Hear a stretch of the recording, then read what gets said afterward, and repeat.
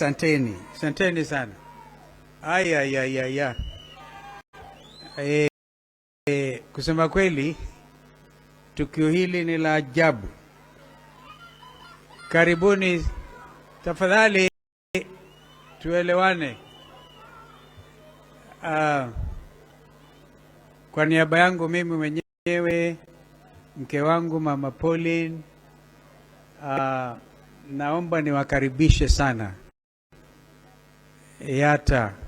Actually, this is Yatta farm, but for the purposes of our meeting today, this is Yatta.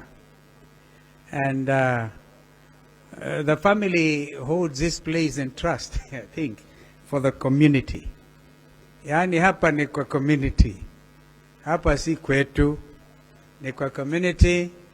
And this is why watu wa Kenya walishangaa walipovamia Northlands, wakaiba kondoo ya Mama Ngina na wakachoma a forest, which I'm quite sure for purposes of environmental challenge this time.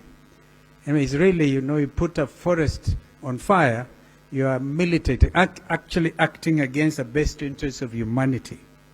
Wengine wao walisikika wakisema the next stop was Yatta farm.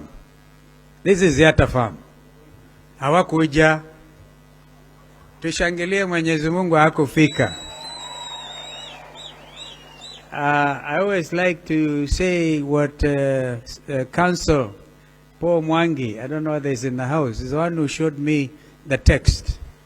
Akasema, they were spreading across the text kusema, don't dare go to Yatta farm, kwa sababu ukienda kule, kwanza ujue utatoka. Alafu utakaa kwa miaka 10 ukilisha hizo kondoo na kufanya fencing. I said, ordinarily people like to associate the community around this area with other challenges, but this is a farm ambayo inalindwa na Mwenyezi Mungu mwenyewe, malaika ya Mwenyezi Mungu. So on behalf of the family, I don't know the young men here, when I